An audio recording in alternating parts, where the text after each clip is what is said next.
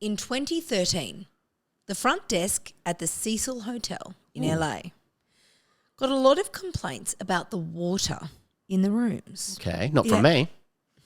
It had a really off taste. The pressure was really low, and some said it even started coming out black before it would then clear up. Oh, I don't believe that's what water should be. Now, the Cecil Hotel wasn't really that high class an establishment, so they got a lot of complaints. But on this day in particular, there were so many, they decided they'd better go and investigate. Sure. And what they found will make your stomach churn whether you drank the water or not. Oh, my God. Because in the water tank on the hotel's roof was a body.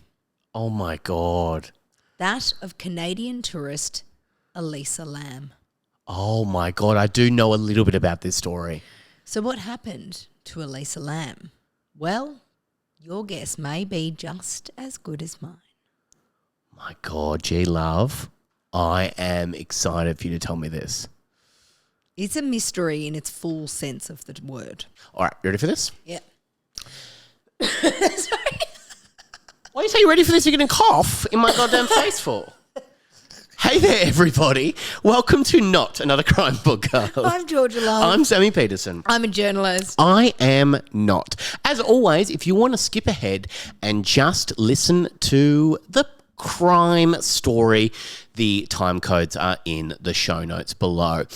Gee, when you were reading the intro, I thought you were going to talk about that famous poo restaurant. Famous poo. Yeah, famous poo restaurant. What's a famous poo restaurant? In Sydney, do you remember when people were serving up gelato, but it was like poo? There's a famous hotel in Sydney. Don't know this. What are you talking Holy about? shit. Have I made this whole thing up? I hope so, because that's get out a weird... That's a weird I need to get out my cellular phone to find out if this is true or not. But there was a... Sammy and I did another podcast. Oh, my had a couple God. of drinks. We have, actually. We are quite tipsy because we had a... Oh, my God. Can we just say... Can you tell us a little bit about this podcast? We had a great time. Do you want me to? I think so. I think it's really fun. The idea is really fun. The podcast that I was on today? Yeah. Okay, so Sam, I Come thought on. you would want to talk about Well, it. I'm Googling Poo Restaurant Sydney, so I've got other stuff on my mind. I was a guest on a podcast today that Sammy is involved with. Yeah. With a wonderful celebrity chef named Adrian Richardson. Yes. And he and Sammy are launching a new podcast, and I was a guest on their podcast today, and it involves... Why am I doing the elevator pitch? I think it's great. Show? I want to hear it from you. It involves them cooking a meal. Well, not them, Adrian. Yeah, cooking definitely a meal not me. for a guest and talking about the meal and the person's relationship with food and their favourite meals and things like that. And yeah, we had wine paired with our meal. Yes, and it was really fun, and actually got to eat Are you going to give it away? Yeah, I think so. Yeah, I've had a few glasses of wine. I always think ideas are better after a few glasses of wine. A beef Wellington. And it was actually delicious. So our long-time listeners will know that I actually went to Morwell to cover the case of Erin Patterson, the mushroom lady, famous mushroom lady, infamous. Yes. And so Sammy thought it'd be funny to have me on this food podcast being cooked a beef Wellington. Yes, absolutely. And we called it a More Wellington. A More Wellington. And I only ingested it about 3 hours ago. Yes. So if by the time this episode comes out, I have perished. Yes. But you know what? Maybe you haven't. And this podcast was never released. Okay, so the headline of this article is 11 years later, no one knows who pooped in this woman's gelato. Oh, my God. I hate this so much. On that day, Stephen and Jessica White and their 3 sons went to the Coogee Bay Hotel to watch the Rugby League Grand Final with some friends. At some point, or at more than one point, the Whites complained to the staff about the food, about the restaurant staff, about the price of gelato. One ball was Australian $19. One ball? Do you mean one scoop? One bowl. Bowl. A bowl. Bowl. Why are you saying bowl? Because that's how I say it. I say it like that. I'm so sorry. One bowl. One bowl was AU $19 about the fact that they couldn't see or hear the match. It sounds like it was something to do with logistics of the family-friendly day. At some point, the hotel sent them a complimentary bowl of that pricey Bowl. gelato Bowl. bowl. This huge This is a scene bowl from of Rosehaven. ice cream arrived at our table as a sorry for all the hassle. Jessica told the Sydney Morning Herald in late October 2008 there were 4 scoops, including vanilla, chocolate, and hazelnut. At the bottom, there appeared to be chocolate. Oh, no. Don't. Greedily, I went for it ahead of the kids. Thank heavens I did. The stench, the taste, I spat the food into the napkin immediately. I was sick. White claimed that she had had a giant bite of human excrement, which caused one of her sons to yell, "You made my mum eat poo." The hotel offered the Whites $3,500 in exchange for that mouthful of awful. Of poo. They declined, and the hotel accused them of extortion. What? If the incident did happen as claimed, then it may well be an act of industrial sabotage with the hotel as a victim alongside your family. General Manager Tony Williams wrote to the Whites. Anyway, so yes, the New South Wales Food Authority tested whatever White allegedly took from the bowl. But after... You're saying it really naturally now. But other than confirming that, yes, it was human feces, Stop saying there human weren't any excrement other feces. breakthroughs in the case. What do you mean? While the analysis of a second sample supplied by the complainant showed weak traces of female DNA, there is no help in determining who may have contaminated the food.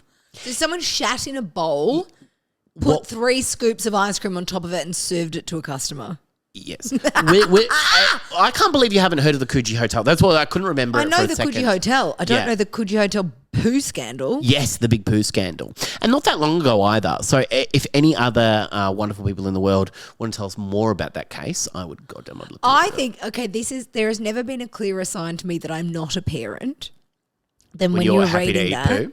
And you said, I ate it before the kids could tuck in, thank goodness. Yes. My mind immediately went to, what do you mean, thank goodness? Yeah, thank God that I ate the poo. I wouldn't So happy I ate the poo. let the kids eat the poo. I don't want to eat the poo. Anyway, this is way too much poo chat up top. We didn't mean to start the podcast like this, but this is just how it started. And I guess the people who skipped ahead and didn't listen to this bit, very happy with themselves. Absolute suckers. I want to say... Other than you and I doing this podcast just before and having a few drinks, it is a very hot day in Melbourne today, like boiling hot. We've got the aircon on, we've got the blinds down, the blinds that were recently installed in the house, which I'm very excited about. And we're just having a nice relaxed time in the aircon. Sorry if you can hear the aircon, but we cannot turn it off. It's 41 degrees. It is outside. so hot at the moment. But also, you and I have done a lot of podcasts recently, and we went. Okay. Well, I know. I see what you're saying. You're getting me to say to you, Sammy, you've done a few podcasts recently. Tell me about them. No, we did. He read, she read the other day. We did. We did, and it was really, really fun. So 2 amazing Australian authors, JP Pomeroy and Sarah Bailey. They're each psychological thriller writers in Australian. I've read many of their books before, not knowing they were even Australian, or I think actually JP's Kiwi. Oh, that might be wrong. Yeah, maybe. Yeah. But they do a podcast together called He Read, She Read, Yep. and they invited us on as guests, which is fantastic. And that episode is coming out, I believe, the same week this episode is coming out. Yes, yeah, I believe so. So we'll post about it. Yeah, we was so spoke good. about Truman Capote's In Cold Blood, and I'm actually going to do that story as a story, so don't look too deep into it. Yeah, it was, oh my God, it's fascinating, and love going on that podcast. I also went on Miff Warhurst's podcast, The Moment. Love Miff. We love Miff, which was this week. It'll be coming out this Wednesday when you're listening to it. And I was also on another podcast called Plumbing the Death Star, which we've had Jackson Bailey and Joel Zammett on recently, but we'll also have Joel Dusher on. Joel Zammett did the episode about the Great pig Pig War. wars. Yep. And Jackson Bailey did the episode about the shark arm murder. Yes, and one day we will get Jackson back on to talk about the weird thing he said about his hair, that he just wished that one day it wasn't curly. No, he wanted curly hair. He wanted it to be curly. And he said he wished that his hair was curly. Yeah. And over the next year, his hair just turned curly. Bizarre. And he says this with a straight face. Yeah. He looked us in the eye, one of our eyes. can't remember which one. One of and our said 4 that. eyes. Don't say 4 eyes, please. It's No, very offensive to a boy between you and I, like we me. have 4 eyes. I well, have actually, 6. between you and I, we have 6. He wears glasses, everyone. Yeah. It's a funny joke. But G-Love, how's your week been? Fine. There's really been nothing great. that interesting about it. Yeah, there's not that much to say. I'm going back to Tassie this weekend. And the following weekend. And the following weekend, both for Food and Wine festivals. So good. You're going to have the best time of your My life. favourite things, Tasmania Food and Wine. Yeah. Launceston this weekend for my favourite weekend of the year, which is an event called Festivale. It's a food and wine festival in Launceston, and this is not non-spawn. It's never been spawn. I spend my own money. For 14 years now, I've spent my own money every single year in February to go down to this festival. It is my favourite weekend of the year. You love it. You love it. I love it. And then the following weekend is the Tas Wine Festival in Hobart. Yeah, or as I call it, Home. Is it at a winery or something? What is it? It's at the Hobart Botanic Gardens. Oh, how nice. Well, that's right in the middle. Yeah. Oh, that's great. Yeah. So if you guys are going to be in Tassie, either of those weekends at either of those wine festivals, come say hello. And why the goddamn hell wouldn't you? Exactly. I have a very big week this week, G-Love, because yes, you do. My comedy special, the time you're listening to this, if you're listening on the Monday that it comes out, my comedy special, Why the Long Face, will be out on Tuesday night, tomorrow. Tomorrow, I'll watch ya tomorrow. We've got a real weird only owl a in the house day tonight. away. Thank you for saying that. A real owl? I was being A Annie. weird owl. Weird Owl is the guy. Why are you Weird Al pronouncing Yankovic. everything Oh weirdly my today? God. We've got a Weird Owl. I thought you were saying owl. Why would I call you a Weird Owl? Well, I didn't understand. That's what I was asking. Oh, okay. Yeah, so anyway, my comedy special, Why the Long Face, will be out on... Both of the words you've pronounced weirdly have had the OWL in them. Yes. Bowl you pronounce weirdly. Yeah. And then owl, I thought you were saying owl.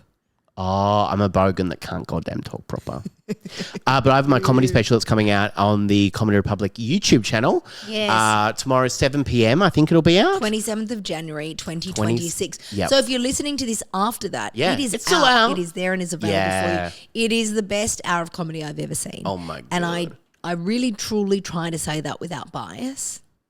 But I think I can, it's really good. Thank you Even for if saying I that. didn't know and love you, it's so good. It's all filmed in one take by the great Brodie Rocker.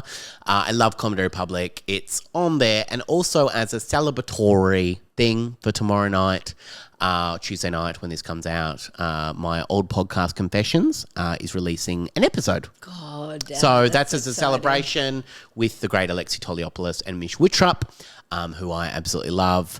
That's coming out tomorrow as a little celebration to say, hey, I've got a special out. Listen to it. So watch it or listen to it. But yeah, so that's a fun thing that's happening this week as well. So you know what?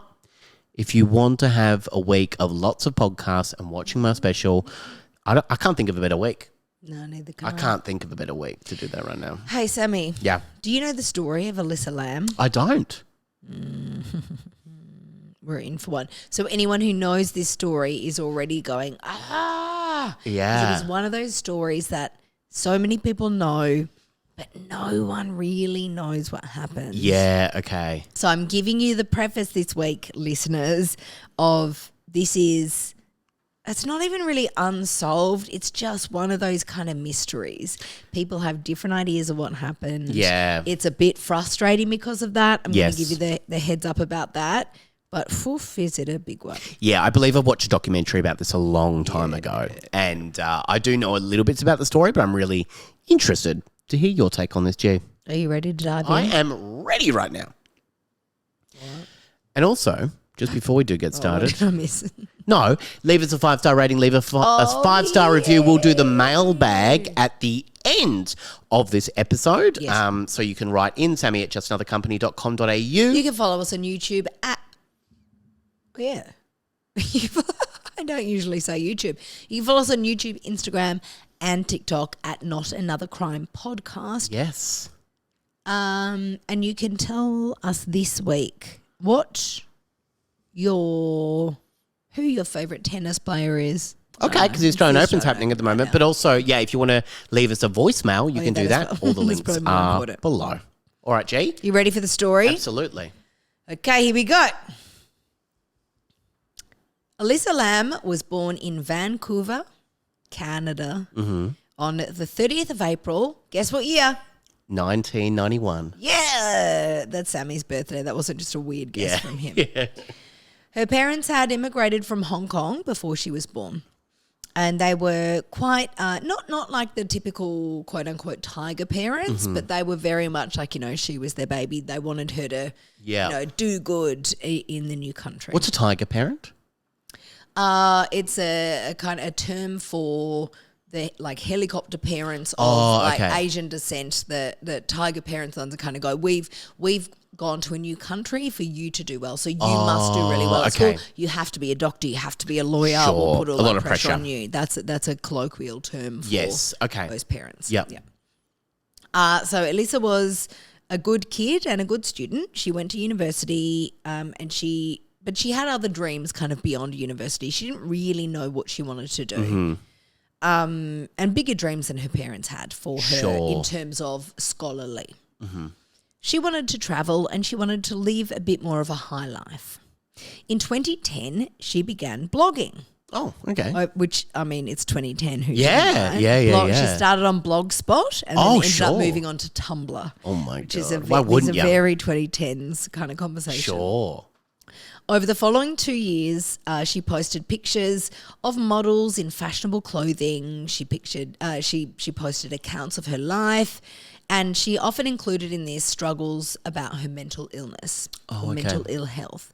She was diagnosed with borderline personality disorder and depression, and she was medicated for these, but oftentimes would go off her meds. And she would post about this in her blogs. Her blog wasn't about that, but she was quite open in her blogs about saying things like, here we go. In January 2012, in one blog post, she said that she had relapsed, and that's her wording, and that had forced her to drop several classes in university, leaving her feeling utterly directionless and lost. Oh, wow. She titled the post, "You're always haunted by the idea you're wasting your life," which was a quote that she actually then had as the epigraph on her blog site. So like the kind of, the heading. Yeah, okay, like the banner thing. Yes, like, the banner, yeah. So that's so sad. That's really sad thing to so say. her blog wasn't about that, but she was quite open about her mental ill health on the blog, while also showing,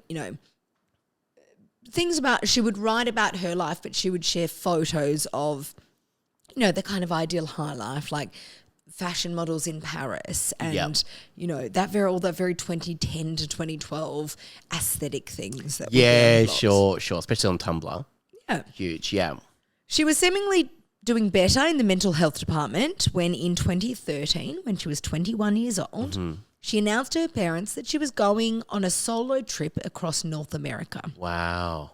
She didn't ask for permission. She just said, "I'm going, I've booked the train ticket and I'm off." Now, she didn't have much money. She was a 21-year-old student, but she was really drawn to something on this trip, or something that this trip was going to deliver her. She had this idea in her mind that I need to do this trip. I need to do this solo trip alone. The idea of like a journey. She was manifesting something or something like this. Yeah. Which is like, do you know West Side Story at all? No, I don't. There's a song in West Side Story. I know when you're a jet from the thing, all right? Do your last time day. Yeah, different song. There's a song in it that Tony sings where he's kind of saying, America. No, that's not Tony. No, he sings this song about like having a feeling that something's coming. I can feel something around the corner. Something's coming. I don't know when it is, but it is gonna be great. I can feel it coming. Something like that. Feel it coming. Stop it. So she just had an idea that I've been drawn to this idea of going on a solo trip and I need to go. Sure. So she booked an Amtrak train ticket. Train ticket. Train tickets. And also, when G's having a go at my Bergen voice, talking about bowels and bowls and all that sort of stuff, I think she just said tricket. Were you talking about bowels at any point? Maybe I was. I was talking about bowels. Talking about poo bowels. Poo bowels. That was a mispronunciation by me. Thank you very much. Pronunciation. Train. So hang on. I've got to interrupt myself here by saying in the last episode, I've had so many messages from people saying, you mispronounced the word mispronunciation. I did that on purpose to be funny, but People didn't realise I was taking the piss, Oh, which is okay. also a good defence if I Yeah, just got it wrong. sure. Her magistrate, I implore you. Anyway, she had booked the Amtrak ticket, which was a train that would take you from Canada to America. Yes. And then she'd booked a couple of trains. She was going to travel kind of intercity, interstate buses and trains. So to make yeah. it, she didn't need to fly. Everything was going to be done kind of on the cheap. So Like she could go Puffing and Billy have- for those in Australia. No, but yeah, sure. So in January 2013, Elisa Lam stopped off in her first stop of California, the land of dreams. Wow. She stopped first in San Diego for a few days, where she posted photos on her blog from the famous San Diego Zoo. Do you remember what movie that features in? Yes, we bought a zoo. Nope. Anchorman. Oh, is that where? He goes into the pit down there. San Diego, a whale's vagina. Yes, No, okay. I think it means Saint Diego. No, agree to disagree. yeah, okay. And also, we bought a zoo. No, it's a different story. After a few days in San Diego, it was then on to the sparkling lights of Los Angeles. Ah, yes. She arrived on January 26, which coincidentally is 2 days' time away from when we're recording this. Oh, yeah. It's actually released on the date that we're. Oh my God, yes. yeah, the day I listened yeah. to this. That's more Yeah. relevant. Oh, wait. It's 2 days away. Released when we. Edit it here. She checked into a hotel called Stay on Main. It was an almost 90-year-old 14-story hotel, but the name itself was only 2 years old. Before it was called Stay on Main, it was called the Cecil Hotel. Okay. Bum, bum, bum. Foreshadowing. Sammy Peterson, have you heard of the Cecil Hotel? I have not. Now, how we would pronounce it in Australian is Cecil. Yes, It's okay. Cecil. Yes, okay. The Cecil Hotel. But in America... Sideshow Bob's brother. Is his name Cecil? Sideshow Cecil? Doesn't sound right. Well, Sideshow is Sideshow Bob's first name. So his name's Cecil Bob. I believe so. Played by, so Fraser. Kelsey Grammer's brother. Kelsey Grammer. Yeah, yes. Do you know what his name is? Cecil. David Hyde Pierce, who plays Niles in Frasier. I feel we've gone on a tangent here that I don't know how to get out of. Okay. Well, Cecil Bob. Have you heard about the very much infamous Cecil Hotel? No, I don't think I have. It's a big pink hotel that's like. No, you're thinking of the Beverly Hills Hotel. Oh, okay, whatever. It's definitely not that. The do you want me to call it Cecil or Cecil? Call it Cecil. The Cecil Hotel was built in 1924 by three businessmen for a not too shy $1.5 million, which today would be about $25 million. Okay, wow. The three men also put $1 million in of their own to run it on opening. Now, it was designed and built to be the perfect place for business people to stay. So kind of like in these days, like an airport hotel or like an Ibis or Best Western, those kind of things. Yep. But fancier than they are now because it wasn't really a thing then. It was more rare for there to be kind of a dedicated place where business people would go and stay when they were travelling. Yeah, okay, sure. It had an opulent marble lobby with stained glass windows, potted indoor plants and ornate statues. Oh, as long as they're ornate. They're ornate. They were ornate. Oh, my God. It was 14 stories with 700 rooms. Oh, 700? Yeah. Wow. It opened in December of 1924 and it did pretty well. But do you remember what happened? Not remember, you weren't around then, but do you know what happened in 1929 in America? 1929, no. The Great Depression. Oh, sure, okay. People losing jobs, certainly no one travelling for work, and the Cecil quickly started hemorrhaging cash. As well as that, the nearby area known as Skid Row Oh, sure. became increasingly populated with transients. Yeah. As many as 10,000 homeless people lived within a 4 mile. 10,000? Wow. 4 mile or 6 kilometre radius of the hotel. Is this during the Great Depression? Yes. Around that time? Oh, my Yes. God. That's So the Cecil Hotel was built in what is now known. So it's very much, it's it's on Skid Row. Oh, sure. But okay. when it was built, it wasn't the homeless area that and very drug affected area that it is now known as, and was known as not long after it was built. Yeah. But it was, you want to say this or not? Unfortunately, that's exactly where it was built. Sure. And would you like to sing me the song you know about Skid Row? No. Okay, that was really cruel. There's a song from the musical Little Shop of Horrors. Little Shop of Horrors called Skid Row. So no one wanted Then you go downtown where the town don't stop. Downtown where the cabs don't stop. Downtown where it's just status quo. Down on Skid Row, down on Skid Row, down on Skid Row, down on Skid Row, down on Skid Row, down on Skid Row, down on Skid Row. Poor. All my life I've always been poor. And it tells me down on 4. And it tells me, gee, I'm not sure. Sweep that floor, kid. Oh. A town of orphan runs on the street here on Skid Row. Yeah, anyway, I could do the whole thing, but I won't do the whole thing. Guys, that was Sammy singing far longer than I did. Yep. And I've never been prouder or more turned on in my life. Oh, wow. We'll have a minute then. Right. No one wanted to stay at the Cecil Hotel. Post Great Depression. Oh, sure. It turned into a very, very bad area. Certainly no one who wanted to stay there would be willing to pay high prices. So they had to slash the room rates, and the people that it ended up attracting were less than desirable. Sure.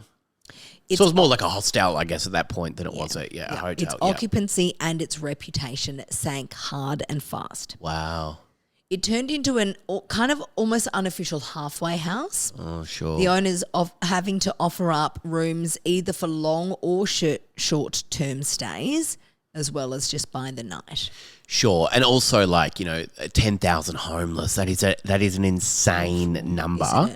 So you think if there's enough money there from maybe a day of whatever, a night here and there. And the hotel itself, remembering they're putting in what in today's money was $25 million. Wow. And within the first 4 years, no one's traveling anymore. Yeah. So they're kind of going, right, if someone wants to stay here for a month and pay us not much, but there's a room rented for a month, sure, we'll take whatever. If someone wants to hire it for an hour to bring someone to, sure, we'll take that, you know. Cecil became a notorious rendezvous spot for adulterous couples. Sure. Drug activity, and a real common ground for sex workers. Oh, sure. Yeah. Its reputation wasn't helped by numerous, I'll call them bad incidents that happened there, which is why I asked if you'd heard of it. Mm. In fact, the Cecil Hotel was the inspiration for the hotel in American Horror Story. Oh, okay. And this is why. Right. The first reported suicide was in 1931. A guest named W.K. Norton died in his room after taking poison capsules. This was to be the first of many suicides in the hotel through the 1940s, 30s, 40s and 50s. Everything from gunshots, jumping out of windows, one person even slit his own throat in the hotel room. Oh, my God. And it was nicknamed by the locals as the Suicide Hotel. Oh, my God, that's so sad. In 1944... a 19-year-old woman called Dorothy Jean Purcell was sharing a room at the Cecil with her boyfriend when she woke up in the middle of the night having stomach pains and realised she was going into labour. Oh, wow.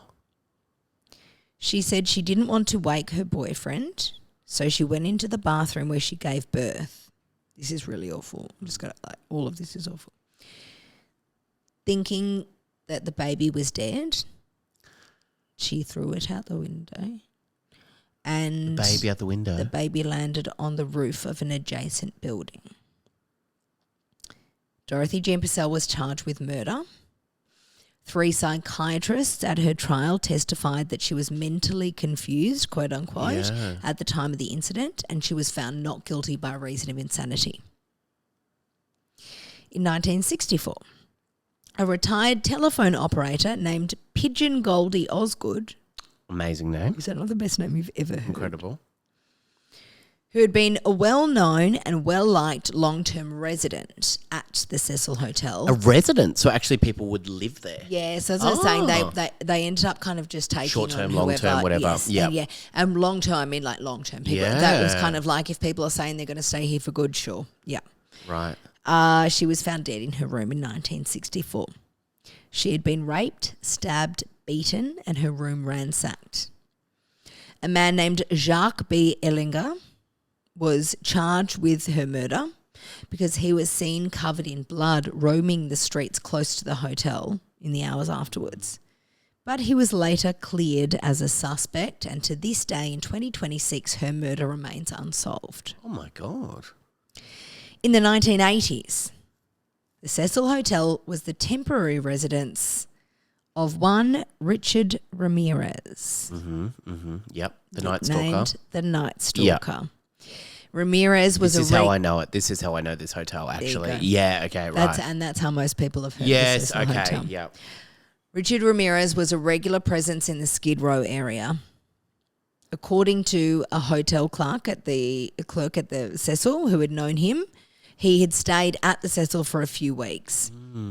Now, I'm not going to go into details here because we'll do that as an episode at one point. Yep. But Richard Ramirez reportedly committed 14 murders while residing at the Cecil Hotel. Yes, yeah. Horrifyingly, the hotel then became a bit of a draw card for other killers inspired by Ramirez. In 1991, an Austrian by the name of Johann Unterweger stayed there for 5 weeks with one plan: to bring back and murder sex workers. Oh, my God. Which he did 3 times over, somehow getting all 3 bodies out of the hotel without ever being seen, or at least never being reported. Wow. He went on to murder more women and was eventually caught and hanged himself in prison. Also, on the Cecil Hotel, there is a lot of talk about paranormal activity. Oh, wow. Ghost sightings, ghost theories, etc. Sure. And we will get into that more later. Okay. In 2011, the hotel's name was changed from the Cecil Hotel to Stay on Main in a direct effort to distance it from its past. Okay, yeah. I have given you a Rebranding. handful of notorious, horrendous things that have happened there. There are more. Sure. But it's under new management.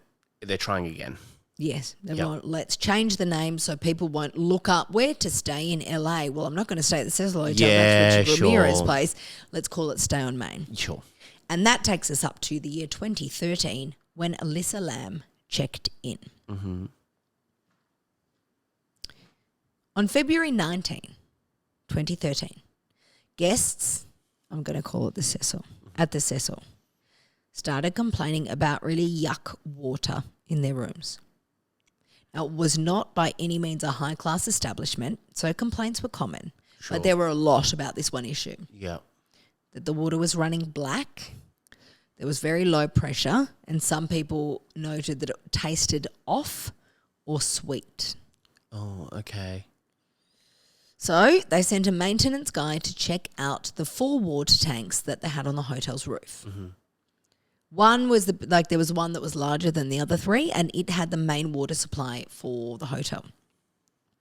It was on, it was 4 by feet 8. Oh my God. 4 by feet 8. Yep, written that down. 4 by 8 feet. Sure. Tall. So you think about like a tall person is 6 foot. Yep. 2 feet taller than that. Yep. And then So 4 quite feet big. wide. Yeah, Big, yep. And it was propped up on concrete blocks. And you saw there were 4 of them? The biggest one was that, okay, size. Yep, okay. So it stood about, like the top of it was about 9 feet high. Yep. In or order feet to 9 if you want. Thank you.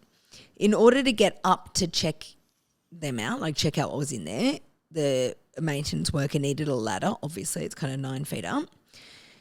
And so he propped a ladder up against this main water tank, and when he got up there, he saw that the hatch to the main tank, so like the kind of the door that you could get into it, was open, which it shouldn't have and was never. I've definitely seen a documentary about this. Yeah. It was dark in the tank, so he got out a lighter to see if he could see anything. And what he saw when he lit the lighter would terrify anyone. He saw a face looking back at him. Oh, my God, how terrifying.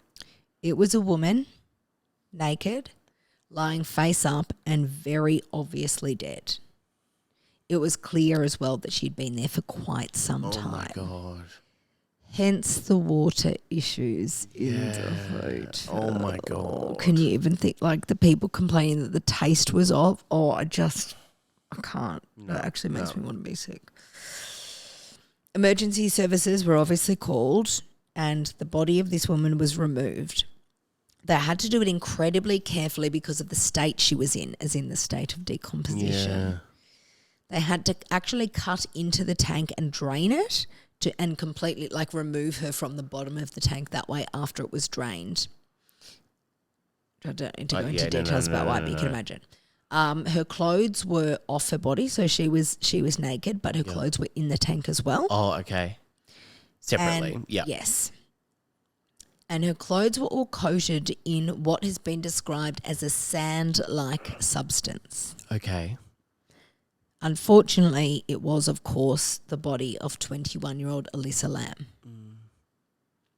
So let's go into Elisa's timeline. Mm-hmm. She checked into the Cecil Hotel on January 26 after her few days in San Diego.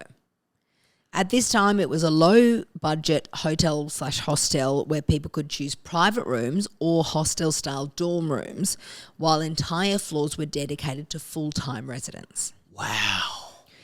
Elisa was initially put in a shared room on the hotel's 5th floor. However, after a few days, her roommates complained about what the hotel's lawyer would later describe as certain odd behaviour from Elisa. And she was actually moved to a room of her own after 3 days because people complained about her. roommates didn't want to be in a room with her. Oh, okay. She was apparently leaving notes for the roommates that said go home and go away. Oh, she wouldn't talk to them, but she was leaving them these notes. Wow. And she would lock the door to the room and say she required a password for entry. Like just kind of odd behaviour. Yep. So the hotel actually said, we're going to give you your own room for no extra charge, but, you know, just to kind of keep the peace, you can stay in your own room. Yep. And she was moved into that room on January 31. Mm-hmm. When she packed up and moved rooms, that was the last time anyone saw Elisa Lam alive. Oh, my God. On her journey, she had been calling her parents every day during the trip, but on January 31, she did not. Did they notice any odd, you probably go into this, but any odd behaviour about her? When it got to that evening, her parents tried calling her and she didn't answer. So they tried again, same thing. Sure. No answer. So they called the hotel that went and checked on her. Elisa wasn't in her room, but all of her stuff was. So she hadn't checked out and she was actually expected to check out on February 1. Mm-hmm. So they waited for then. She didn't check out. That's the day that police were called and she was reported missing. Police, with their sniffer dogs, searched the hotel, quote unquote, as best they could without a warrant. Sure. And the sniffer dogs picked up no scent of her whatsoever. But they weren't legally allowed to search all the rooms, or they didn't have a warrant to search. They were just asked to come in to search. And because there were full floors that were like that had full-time residents residing on them, they didn't have access. They didn't have a warrant to search. So the dogs are allowed in that circumstance to just walk. I mean, the dogs are allowed. The police are allowed to. I don't know why the dogs need a separate warrant. Yeah. But so basically floor to floor, they're allowed to roam. Like the hotel said, you can come and search the hotel. Yeah. But the areas, the rooms, the floors that were full-time residents, they weren't allowed to search that without a warrant at that point. Right, okay. Yeah, I mean, that makes sense. Without a warrant, you can't really do that. So the sergeant who was in charge of the search at that point, a man called Rudy Lopez, later said, we didn't search every room. We could only do that if we had probable cause to believe a crime had been committed. Right, okay. So he admits the initial search wasn't that deep. Mm-hmm. Now, I'm saying to you, as we know where Elisa ended up being found, they obviously didn't check the water tanks. Yes. However, they did check the roof, and dogs up there didn't pick up any scent of her. Now, on February 6th, so 5 days after Elisa had last been seen, the LAPD decided more help was needed. Mm-hmm. They started posting flyers with her image around the neighbourhood and online. Getting no leads from that, the LAPD released CCTV footage of Elisa the last time she was seen. And this is when the case went mental, because that's exactly what the CCTV footage was. And this, Sammy, is when you're going to remember. Yeah. When you've seen this case before. Yeah. On February 13, they released CCTV footage taken from February 1. Mm-hmm. It is classic grainy CCTV footage.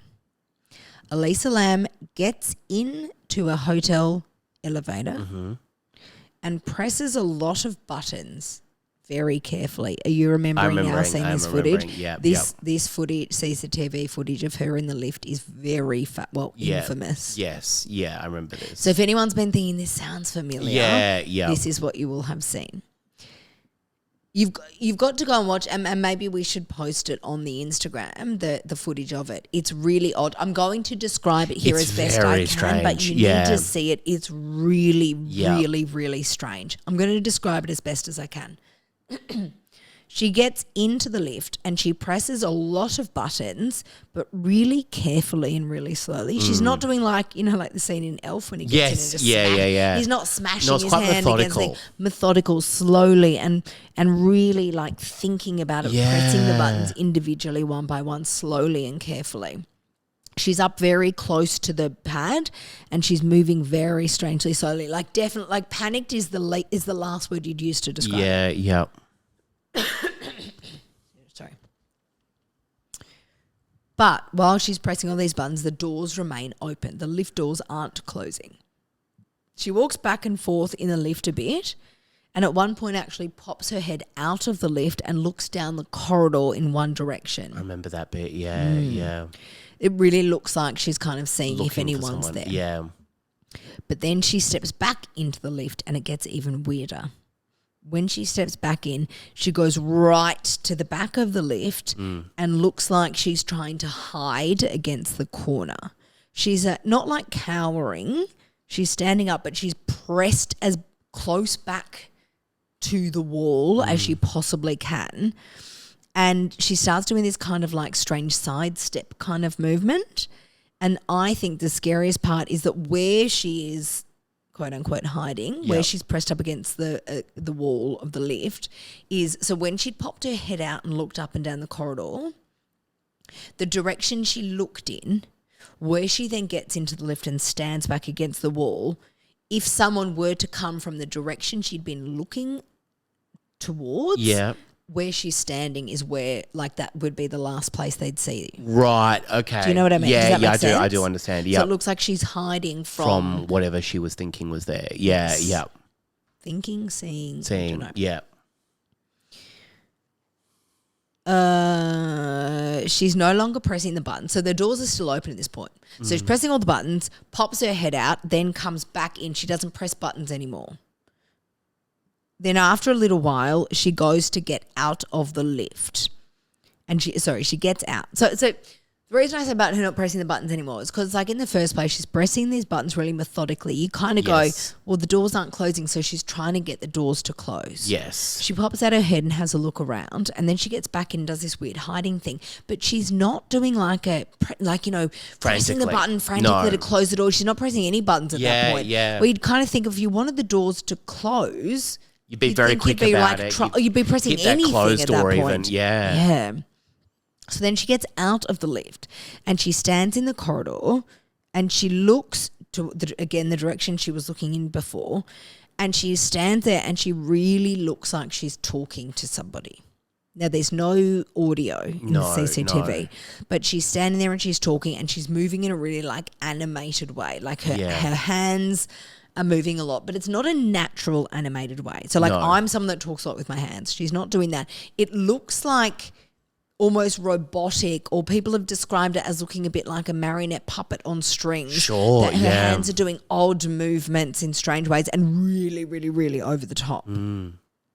She then steps out of frame, and when she steps out of frame of the CCTV footage, that's when the lift doors finally close for the first time. Yeah. And then they open again immediately, and then they close and they open and they close and they open. They do this a few times. It's fucking It's weird quite possessed, footage. that footage. Yeah. That's what it felt like. I remember watching that going, oh, the way This that is they close, fucking her movements and everything, and then the weird. touching of the actual buttons as well. It feels, very off. Now, this CCTV footage goes, and I mean this in no way hyperbole, viral. Sure. What year was this? 2013, did you say? Yes. Yeah, okay, right. One single Chinese streaming site. So this has happened in LA. Yes. About a girl from Vancouver, and one Chinese streaming site it was posted on got 3 million views in the first week. Oh, wow. Okay. That's just like a little snippet of how viral this They're went. Justin Bieber numbers. They are Justin Bieber numbers. Are you going to see Harry Styles when he comes here to Melbourne? Nope. Oh my God, I am. And we, okay. Anyway. Internet sleuths had an absolute field day with this vision and still are to this day. Now, the video itself is time-stamped, but the timestamp isn't clear. Right. Video, quote, experts say that they think it seems to show that 58 seconds is missing. I remember that. Yeah. From the middle of the video. Others say that it is sped up and slowed down in parts, and that's why the movements So look jumpy weird. and jagged. Yeah. It's not clear enough to obviously go, oh, well, look, it goes from, 10:49 straight to 11:03, and there's no time in between. But kind of people that have like picked it apart say, no, there's some things here that aren't right. Yeah. Now, after she was reported missing, which was the day that this CCTV footage was taken, the only person that ever reported seeing her again after her roommates when she moved down was the owner of a bookstore that Elisa had gone to on Jan 31. So that was the day that she changed rooms. Yep. Okay. She went out to a bookstore. The owner of the bookstore reported that she was outgoing, very lively, very friendly, and she was there buying gifts to take home to her family. And she was even saying things like, I need to get books that aren't too heavy because I've got to keep them, I've got to travel around with them before I go back home. Right. Okay. Sorry, not heavy in content. No. Just physically, heavy. I've got to carry around. Yeah. So this kind of shows that she was planning on still traveling around for a while and going back home. Yeah. Okay. Sure. And she's talking to her family all the time anyway. Yes. So it's like, yeah. So what the hell happened over the coming hours between shopping for books for her family and this crazy footage of her in the lift? In trying to find this out, people turned to her blog, which was called Nouvelle Nouveau. What does that mean? New. Novelle, like novella? I'm going to look it up. You don't need to if you don't want to. I'm going to. If you are just relaxed and having fun after a few glasses of wine tonight, don't worry about it. Nouvelle Nouveau. That's a. Well, look, hang on. When I Google that, it says Tumblr, which means that's hers. But also like that, being French Canadian, I imagine. This is quite normal. Oh no, Nouvelle Nouveau means. What does it mean? They both mean new. Oh, but one's masculine, one's feminine. Oh, new. Okay. New. New. Okay, I didn't expect that, but sure, new. Well, Harry Styles' tour is called Together. I can't wait to not see that. People turn to her blog, New, which, as I had said before, had in the past described her struggles with mental ill health. Yes. Now, she had periods where she had gone, and she'd spoken about on her blog, that she'd gone off her meds and had once been hospitalised. Mm-hmm. So, could what have happened to her and her ending up in the water tank at this point they hadn't found her body. Like when people started falling into this, and whatever had happened to her being a mental health episode. She had actually scheduled posts on her Tumblr blog for the next 10 months. 10 months? And yes, they kept updating after her death, which is really traumatic for her family, but also, like, for want of a better term, exciting for the people who, which we will go into, had a bit of excitement about potential paranormal activity around this. Okay, yeah. So she went missing. She was found 3 weeks later, and then for 10 months after that, her blogs were still updating. 10 months after that's such a long time. Which is weird in itself. Like, can you imagine? You and I get excited and proud of ourselves if we schedule a post like a few days in advance. Yeah, absolutely. Can you imagine scheduling 10 months is wild. So people still think there's a bit of like paranormal something about that. Sure, okay, yeah. But one thing that came from the fact that the posts kept updating was the fact that her readers really believed that if she had planned to take her own life, she would have posted about that.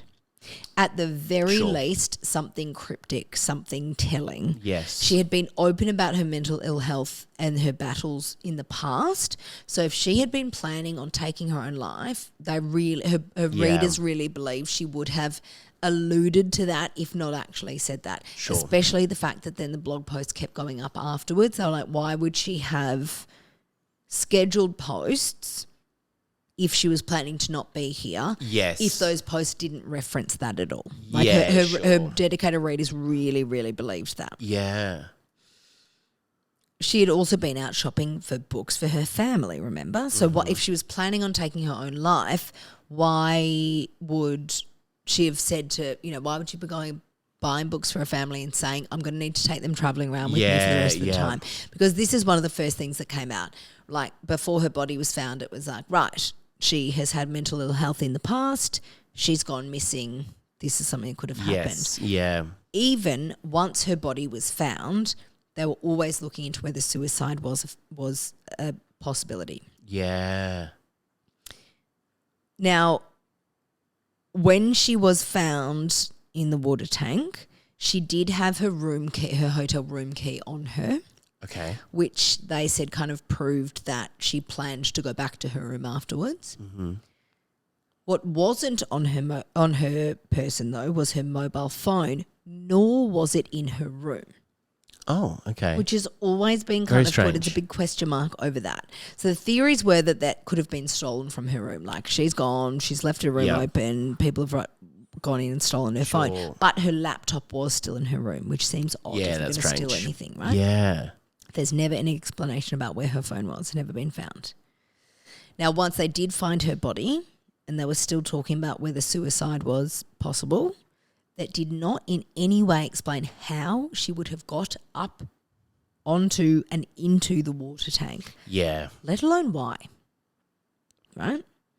So, firstly, the hotel manager said there was no way she would have been able to get onto the roof herself. Yeah, that's bizarre. So we're like, don't even talk about the water tank yet.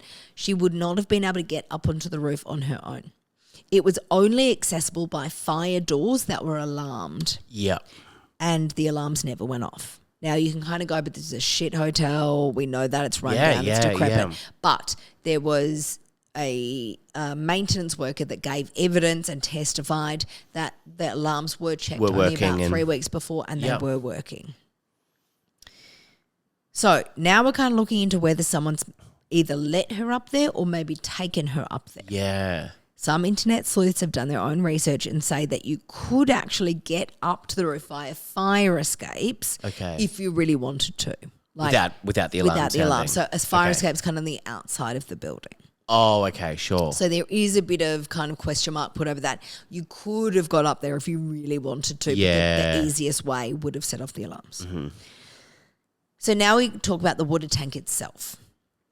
It's 8 feet tall and on concrete blocks to stand even higher. Yeah. And it is concrete, full concrete, including the lid and the hatch. So the hatch, like little lid bit itself, was 20 pounds, which is about 9 kilos. Yeah. Now, 9 kilos isn't crazy. No.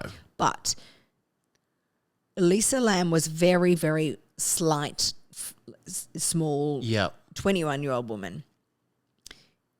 How would she have got up 8 to 9 feet without a ladder? There was never a ladder found. There was no sign of a ladder ever used. How has she got up that high and then opened a latch, a hatch? Got in and then, and then closed it. Well, no. Oh. The hatch wasn't closed. Okay, sure. So this then, like the whole thing is very like, well, there's this thing, but there's this thing. Yeah. So the fact that it was not closed kind of showed more that, well, if someone has put her in there, if the kind of line of inquiry we're going down, if someone's put her in there, they would have surely closed it behind them. Yeah. That kind of, makes it less obvious something's gone in there.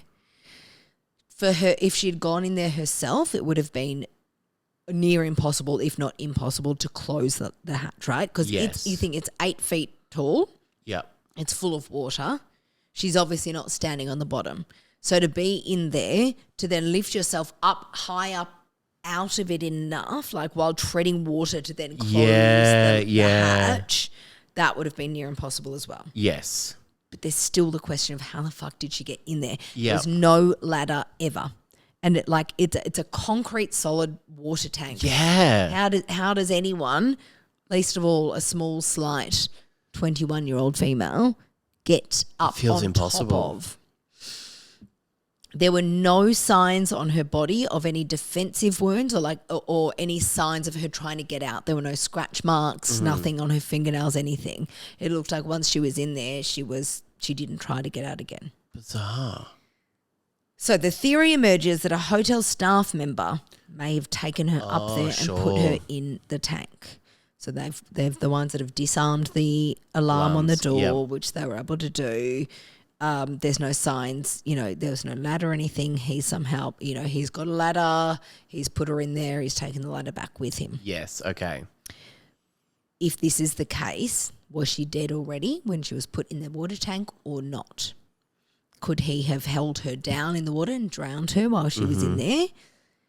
Or could potentially she already have been dead? Yes, Maybe this is why her clothes were off. Now, it's important to note here that there were no signs of sexual assault, but it's also important to remember that by the time she was found, it had been 3 weeks and she was really badly decomposed. 3 weeks, wow. Yeah, sure.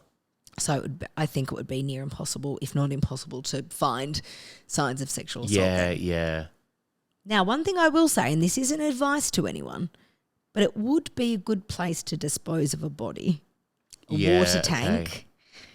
Because it took 3 weeks for anyone to find her, and water speeds up decomposition. Yeah, that's such a long time, 3 weeks. A long time. Yeah. The only reason they even went looking there is because the hotel water started tasting. So many complaints, Gross. But, you're kind of thinking, well, if you're going to kill someone, that's maybe a good place to hide a body. Sure. Gets rid of a lot of evidence with the decomposition and everything. I've written here, but we've already spoken about it. One thing is that the hatch was open. Surely if someone had killed her and put her in there, closed it. That would have closed it, yeah. surely. Yes. There was no ladder found ever.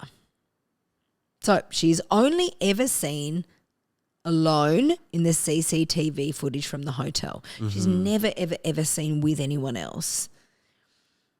The only time is on the morning of Feb 1, which is the day that this weird ass footage was taken in the lift. That day, she arrived at the hotel with 2 men. So this is seen in CCTV footage from out the front. She's seen arriving at the hotel with 2 men, one of whom hands her a box as they part ways. Now, these 2 men are never seen again. But who were they and what was in that box has never been answered. Wow. There are reports that she had blogged about a creeper at the hotel, But again, it's the Cecil. Yeah, some weird there's a lot of there, creepers, right? yeah. There are also conflicting reports that she wrote that post from San Diego. So remember how she was scheduling posts? Yes. It came out when she was in LA, but then people said she might have written that when she was in San Diego, so it might have been referring to a different hotel. Yeah. But this brought up another thing she'd kind of said. There was a creeper in the hotel. Is there someone that's in the hotel that's done something to her? My God. Now, Elisa's official cause of death was not revealed for 4 months after her body was found. At first, the coroner's office had told the media that her cause of death was indeterminate. Then the autopsy itself wasn't revealed for 4 months. Mm-hmm. And when it was released, it had a heap of mistakes that have been crossed out and rewritten. Okay. Which is just That's very strange for a report like in that. itself. Yeah. This autopsy found that she had died by, quote, accidental drowning. Oh. She had had a blood alcohol reading of 0.2%, which sounds like there's a lot of alcohol in your system, but apparently that is normal for a decomposing body. Oh, okay. Yeah. Right.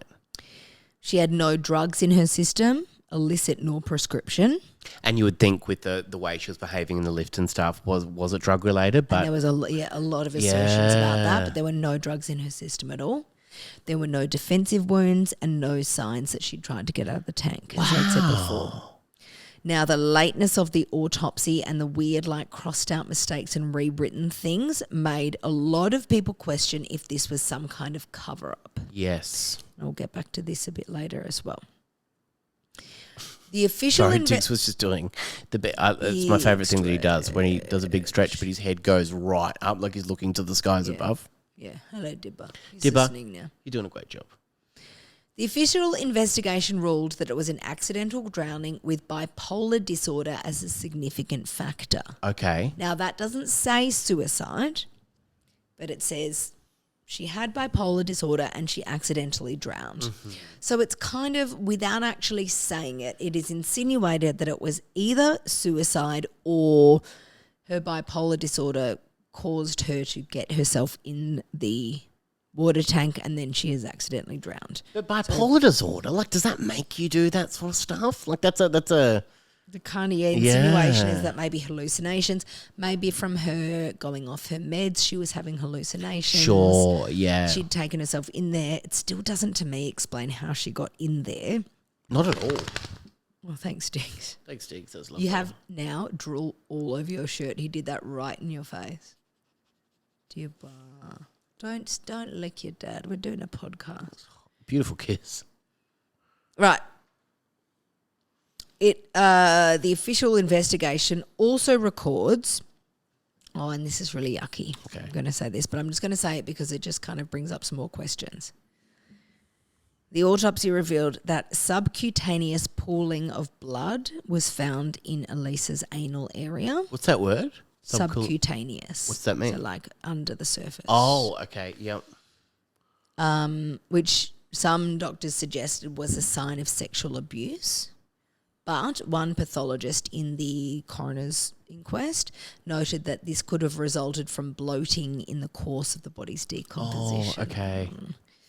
Her rectum was also prolapsed, which again could be a sign of sexual assault, or it could be a sign that could have been something that happened in the decomposition process. Yeah, okay. Because of these things, the coroner's pathologists were ambivalent about their conclusion that her death was accidental. So they said, we just don't know. Yeah. So the just undetermined. Authorities concluded it was accidental, but the coroner and the coroner's pathologist said, we just don't know if we can say that wholeheartedly. Yeah, sure. Now, that's the end of the official, what the authorities said. But I'm just going to quickly, before we finish, go into slightly more woo-woo theories. Sure. Remember I brought up paranormal activity before? Yeah. You're not a woo-woo guy, no, are you? No, I'm not. Do you believe in ghosts? No. Right. Do you? No, I don't not believe in them, but I don't believe in them, if that makes sense. Like, I'm not like they definitely don't exist, but I also I believe in like signs and that things happen. And like things happen a bit like, well, that's definitely for a reason. Yeah, sure. But I don't think that there are like if there are places that are haunted, I'm not scared by that. No. If that's a real thing, I'm not scared about that. I'm kind of more like, well, if if there is a spirit of someone here, it's because they want to be here. I believe in something else, but I don't necessarily believe in ghosts or anything. Well, I'm going to take you right down the path of real paranormal go for here. it. Just for a couple of things. Girlfriend. And our podcast isn't a paranormal one, but there's just a couple of paragraphs here to finish it off because this is something that is always spoken about in the Elisa Lam case. Yeah, okay. The main woo-woo theory is one about a man named Alistair Crowley, who a lot of you will have heard of. He was an English oculist, a ceremonial magician, a poet, a novelist, a mountaineer and a painter in the late 19th century to early 20th. Mm-hmm. He founded the religion of Thelema and identified himself as the prophet entrusted with guiding humanity in the Aeon of Horus in the early 20th century. I can see your eyes glazing over already. Bear with me. Fun stuff. Now, Crowley is actually documented as staying at the Cecil Hotel. Oh. However, he stayed at the Cecil Hotel in London. However, theories have swirled that either he could have stayed in the Cecil Hotel in LA as well, because he'd stayed at the one in London and that was documented. But also there have been long-term theories well before Elisa Lam's death that Crowley and other members of his cohort of the Hermetic Order of the Golden Dawn opened a portal at the Cecil Hotel back in 1918. Now, I don't know if you remember, the Cecil Hotel in LA was built in 1924. Okay. But perhaps at the site. Now, Crowley famously drew a picture of alien life form. This is like one of the things he's known for, that he claimed to have interacted with personally. And according to him, again, many. So he died in 1947. Elisa Lam died in 2013. Mm-hmm. Crowley, in his living time before 1947, said he had interacted with an alien that he had connected with through a portal, and that alien's name was Lam. Okay, yep. As in Elisa's surname. Sure. Lam, L-A-M. Yes. People obviously went mental when Yeah. The other connection from Crowley was that he wrote a poem in which the judge of Israel sacrifices his daughter, whose name is Celia, spelt with an S, which is an acronym of Elise. Sure, okay. I've lost you. I've lost you. Yeah, I believe in that. Now, another anagram theory comes up, and this is the one that, we'll get our tinfoil hats on here, but this is the one that's more like, okay, it's less paranormal. You think that is more... No, I didn't say that. Than the other one? Let's say it and then see what you think.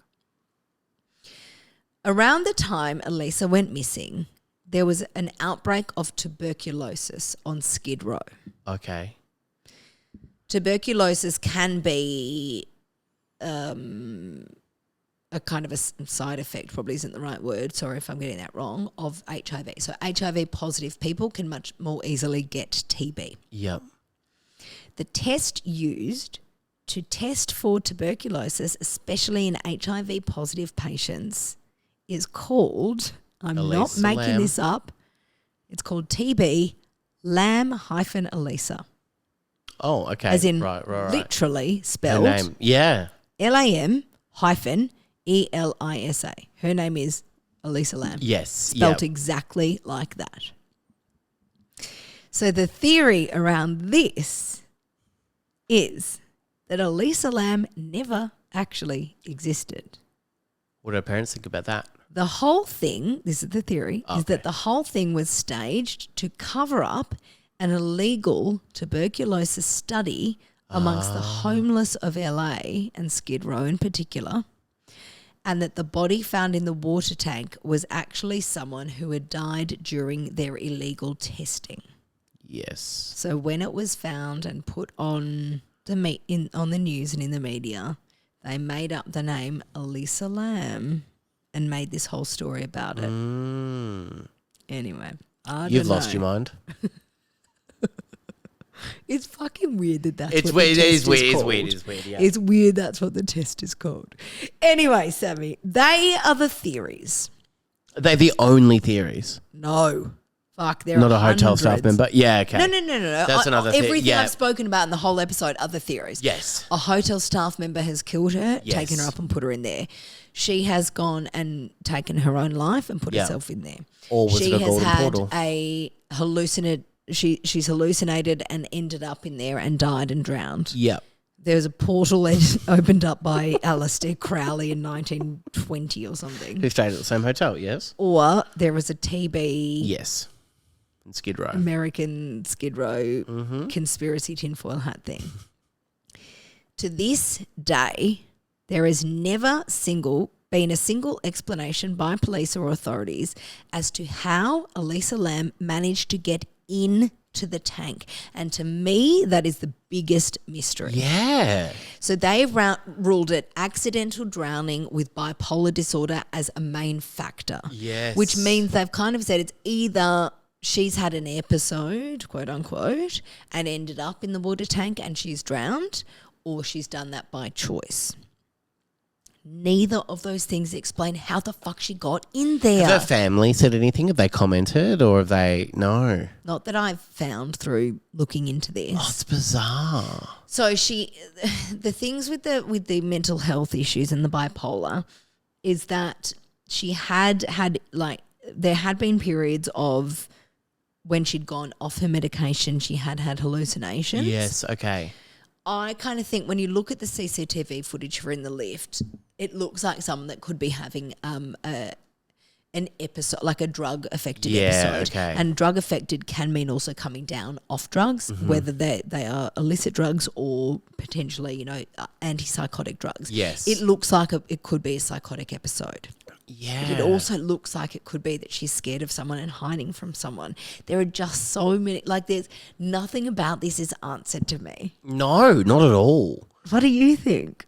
Well, either the portal or no, I don't. I One don't. thing I feel confident about is it's not the portal. No. But I had to put that theory in there. I don't know. I mean, it sounds more likely that it was someone that she was hiding from. Yeah.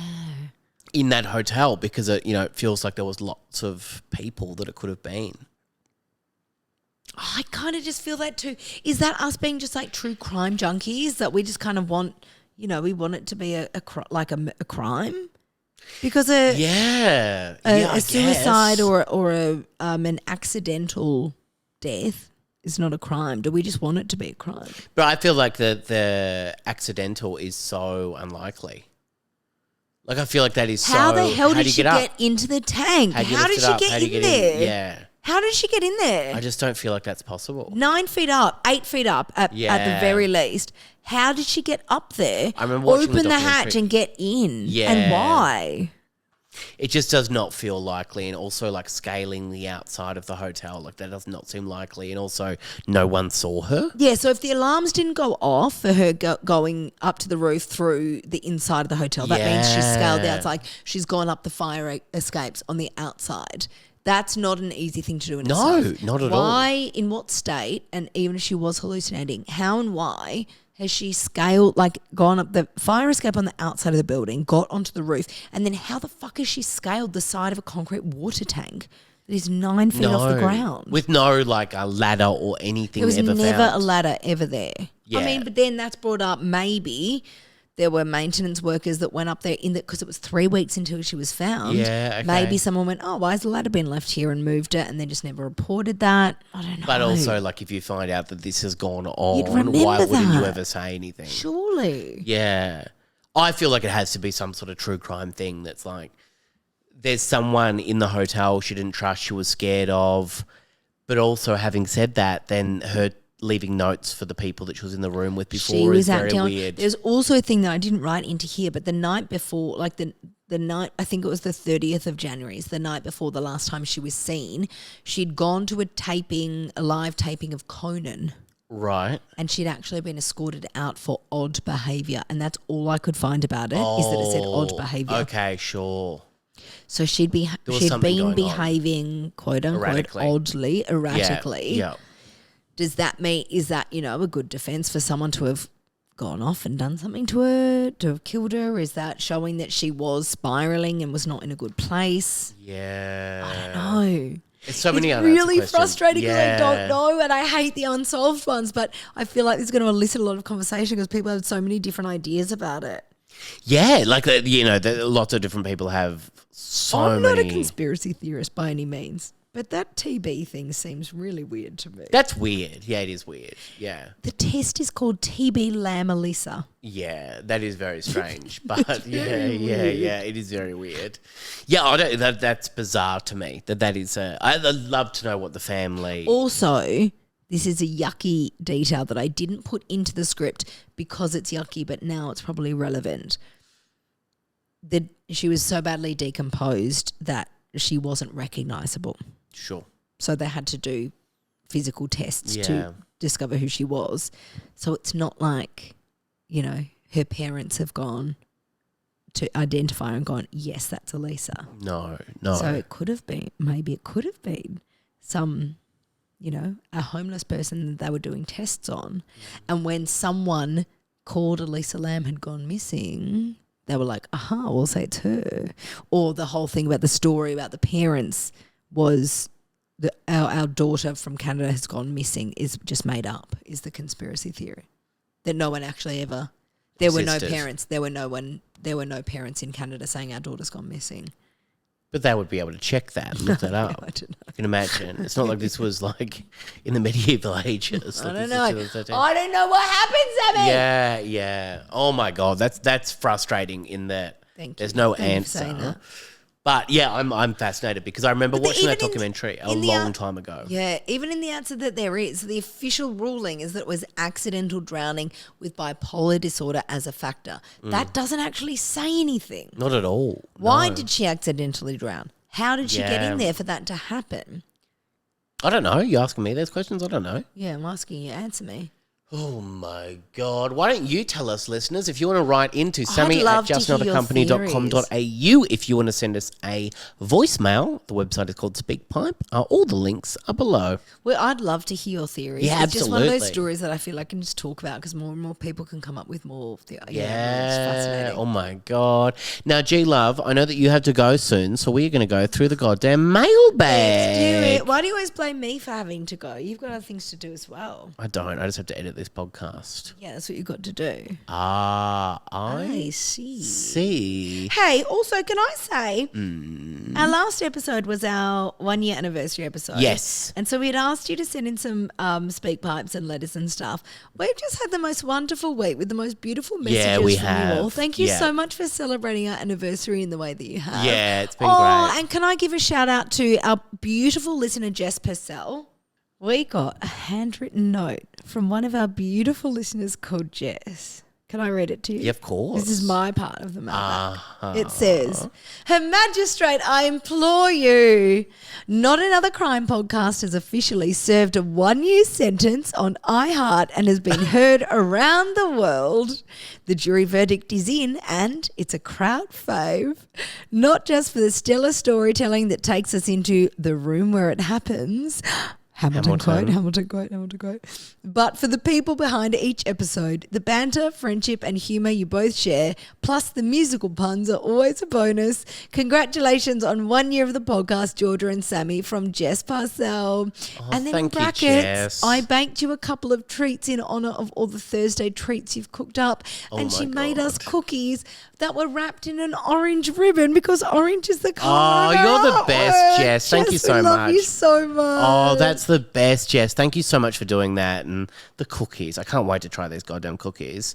You ready? I've already tried them. Have you? Have you not had your cookies No, it's yet? sitting on the fridge right there. I ate all of my cookies. Oh, I didn't know that you've already had them. Me. I'm going to have them right now, Jess. I'm so sorry. We've got some Spotify comments first. Megan, who commented, this has been the absolute best episode to listen to. Which episode? The Ken and Barbie Killers. I feel like I'm in the room with friends and the chaos that ensues after a few drinks. Thank you. Oh, no, sorry. That was not on that. That was on the no, that was on the Myth and Oliver. The 52nd episode. Yeah. Then we got another one on that same episode, that says from Jem, what is it with dads and Myth? In 2012, I took my parents to see Spicks and Specks at the Newcastle Entertainment Centre. After the amazing performance of Single Ladies opening, Myth started beard spotting in the audience. Somehow she ended up spotting Dad and running down into the audience and giving him a hug. It is still one of the proudest tales to tell. Oh, my God, dads love Myth. Don't they? Don't they just? This comes from Emma. Hey, guys, my name is Emma Chamberlain. We have so many Emmas. So many Emmas. By the way. From Melbourne, not the famous one in LA. Ah. And when I was little, I had a babysitter ask if it was my mum whose baby got taken by a dingo. The babysitter asked you that? What the fuck? My mum's name is Leonie. Oh, so she must have thought that the names were close enough and must be the same. Oh my God. I think I was 4 at the time, so I had no clue what she was talking about. But you can imagine my mum when she got home and I asked if her baby was taken by a dingo. I think it's also important to note that my mum was only 12 when the incident happened, so I'm not too sure about the babysitter's math skills.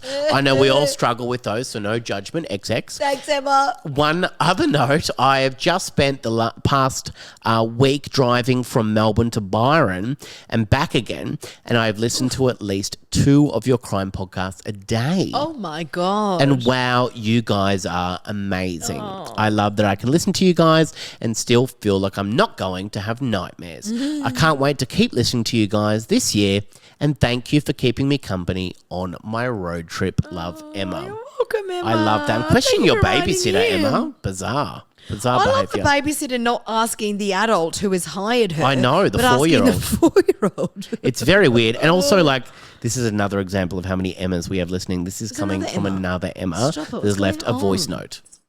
Hi guys, my name's Emma, not all the other Emmas that have already left messages. I thought I may as well join in. I bloody love your goddamn horrendous podcast and all the amazing banter. Love the respectful way you treat the people involved in the stories. I was recommended your podcast by my sister Kat, who's also left some speak blanks. And originally I didn't think I was going to like the banter, but she was like, no, stick with it. And it's become one of my favourite parts of the whole podcast. I love their episodes, particularly the longer ones. And I've found it interesting that from the whole year of podcasts and all these horrible, horrendous crimes, the one that's really stuck in my mind is the Scott Williams button man. And the idea that someone took a photo while he was sleeping has really stuck in my head. But anyway, keep it up. Love your work. Oh, thank you, Emma. We've had lots of comments about the button man. Absolutely. It is so terrifying. Really creepy. And also thank you to another Emma. Thank you to all. We love our Emmas. If you're an Emma out there who's listening and hasn't done a speak pipe yet, do a bloody speak pipe. Yeah, we'd love to know. We want to know how many Emmas are listening. How many Emmas are listening? I've only ever known my Emma, who's done a speaker. The Wiggles? Oh, yeah, there's Emma Memma from the Wiggles. Yeah. They're the only 2 Emmas I've ever... I was going to say personally, no. I don't personally know Emma. You don't know Emma? Okay. So many Emmas. We have on a comment on the Dean Coral episode. Hey, guys, Dean love... Coral. Dean Coral. Do it again. Coral. Hey guys, love the pod. This episode was such a hard listen. You both mentioned some other interesting podcasts you like, and I was wondering if you would mind listing them in the notes for us. Would love to try. Thank you. So the ones that we have kind of mentioned recently have been Wisecrack, Beth's Dead. Oh, yes. Yeah, anything else, G, that you can Unicorn think of right Girl. now? Oh, yes, I've Unicorn spoken about Girl. that. Yes. Which is by the same people as Scamander, which is another podcast. It's been great. Actually, I want to give a shout out to one that I haven't shouted out yet, but I want to reach out to the journalist who did this podcast. Yeah. It's called Death on the Door or Alva Beach, ALVA, Death at the Door. Alva Beach, Death at the Door is what it's called. A journalist from 60 Minutes Australia has done this podcast, and it's fascinating. It's one of those, almost a little bit like today's story. Well, it's not, but it's one that it's like, it's apparently by the letter of the law it's solved, but everyone's like, that's not solved. Wow. That's not what really happened, which I want to reach out to him and see if we can get him on. That's a absolutely. Really good. That'd be great. So that's a recommendation for you. Oh, fantastic. Alva Beach, Death at the Door. Listen to that and then we'll have a talk about it on another episode. Great. This one comes from Meg. Happy birthday. I have a shop in Port Douglas and my favourite customer conversation topics include my two favourite podcasts, Not Another Crime Podcast and Everyone Has an Ex, and my two cats. Oh, you're one of mine. My other interests include discussing grammar, spelling, and punctuation. Oh, my God, you're one of mine. Clearly, I've found my home. Thank you. Please keep going. We all love you. Oh, my God, thank you so much. That's the best. This is the thing, right? I think I've always thought I'm a unique, annoying human. I know I am still annoying, but what I'm learning is I'm not that unique. There are so many more people out there like me, and I love finding you this way. This comes from Seri, I believe. Ceri. Kerry. Kerry? Is that Kerry? Yeah. Oh.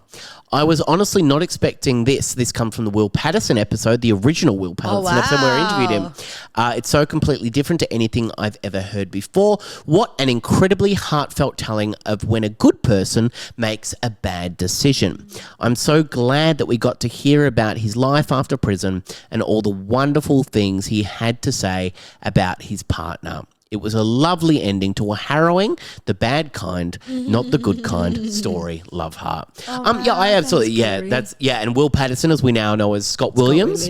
I love that episode. That was such a good episode. So go back and look for that if you haven't heard it, guys. Yes. It's called... I think it's just called Will Patterson. Our Thursday treat. Yeah. This comes from Gemma. Just to put the matter to bed, so this was the bonus, the Kim Kardashian Paris heist.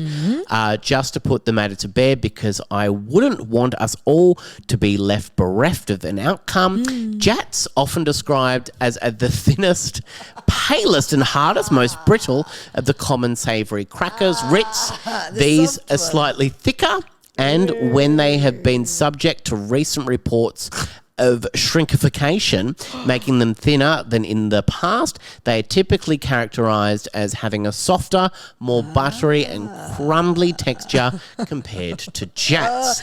Can I also say we've got a lot of Gemmers that listen and, we do. And speak parts of messages as well. We love you.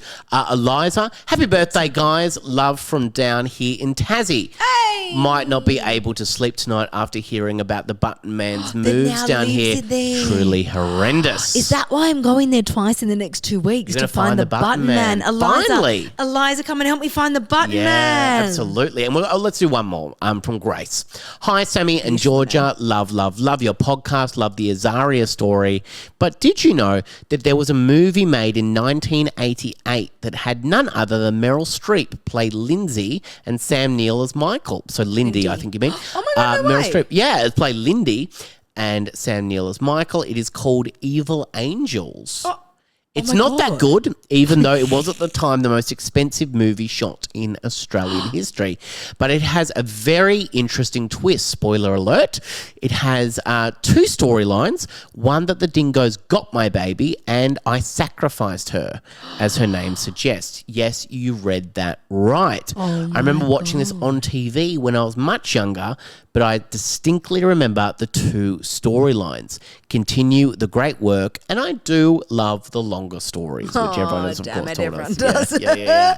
But isn't that interesting? So interesting. I feel like that is before the case was entirely closed. Oh, so they kind of, If they've called the movie Evil Angels, that's kind of insinuating that the parents had something to do with it. Yes, but also Meryl Streep and Sam Neill. That is such a weird mix of pairing. Yeah. Sammy, we have to watch that movie. We have to watch that Evil Angels. But I didn't know that was a... No. Did you know that Meryl Streep was in that? No, or I would have put it in the episode. Yeah, how bizarre. And I wonder, if it was the most expensive movie shot in Australia, I wonder if it was actually a Australian production. To get Meryl Streep out here, that's quite nuts. There's a lot of work. There's a lot more research to be done here into that story. That episode was already 2.5 hours long. So yeah, it's a hard one to do. I've put Azaria and Lindy Chamberlain to bed. Yeah. Well, thank you as always, everybody, if you want to write in, sammy@justanothercompany.com.au. I'd really love to hear people's theories about Elisa Lam and what you think happened. Absolutely, yeah. Have I missed anything? Like, I know that I have, right? This is the thing. There are so many online theories. I kind of picked out the two, like especially with the paranormal stuff, the two that are the most commonly spoken about, because there are so many theories of what happened. Of course. I've just kind of gone through, first of all, the facts of what happened and then what that could allude to, and then just a couple of with like paranormal things. I really am interested in hearing people's theories about Absolutely. Yeah, I'd love to hear it. It kind of reminded me a little bit of the Phoebe Handsjuck episode where it just kind of feels like there's no like, you know, like, but how did you get in there otherwise? If that was the case. The thing with Phoebe Handsjuck is there was one suspect in that. Yes, yeah, I know. In this one, there's none. Like, who would have done that and why? Yeah, it's fascinating. Love to know about the guys that handed her the box. That is so fascinating. Hey, what's your Paudry peeve? My Paudry peeve is when you go to a cafe or a restaurant. There's so many cafe themed ones, aren't there? And they give you the really short, small glasses that you can't put much water in at all. Oh, the really like that really looks like tiny a half ones. Oh, glass. I hate those. Why do you hate them? I feel like shit. they do them because they know people don't really drink a full glass of water at a cafe. Oh, they're terrible because they keep coming back to fill mine, but it's like you have to kind of go, oh, sorry, can I get some more water? So you're a real thirsty guy. I'm a thirsty camel. You know that. Come on. What's yours today, all right, sweet mine girl? today is... Come on, girlfriend. You've remembered the Come on, girlfriend a couple of weeks ago. When motorbikes speed up to make that stupid loud noise. Yes. I hate it. That doesn't make you horny as a single lady. No, the exact opposite of that. Okay. The exact opposite of that. I just hate when, especially sitting at like a restaurant or cafe or something, sitting outside and a motorbike rides past. Like, I know motorbikes are loud by their nature. That's fine. Can be. I have no issue with people riding a motorbike if they choose to. Not like, one sure, issue. Sure, if you want to be more susceptible to death in an accident, that's on you. That's fine. I shouldn't put it like that. Yep. But why the fuck do you need to rev and speed up and do this stupid, ridiculously over-the-top loud noises past people standing or sitting on the street? I hate it. Boys will be boys. No, that's a fucking Paudry peeve as well as that stupid-ass sentence. No, boys, there's not an excuse. You're the softest, most beautiful man. I'm really taking out all my male hate on so you. if you want to watch my comedy special... It's a good plug. Good. You said that was a joke, and I was like, what great placement for a plug. If you want to watch my comedy special tomorrow, God, you can. And I'd love that if you did actually as well. Can I say for the record, Sammy is not someone who actually uses the term boys will be boys as an excuse. He's the last person in the world ever to do that, who just realised or rage then. I saw absolute red when you said that sentence, but you were saying it to be funny. Please, Sammy's comedy special is just the best hour of comedy.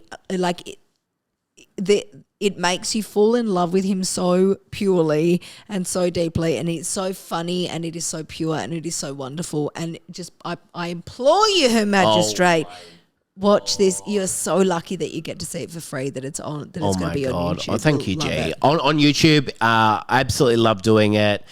It was just filmed in one take. Quite a nerve-wracking experience to go and do that, but I absolutely loved the night that it was on, and I went into it kind of going, this is just the night that I do it, and I had a great time doing it. It was so much fun at Comedy Republic. So that'll be on the Comedy Republic YouTube channel.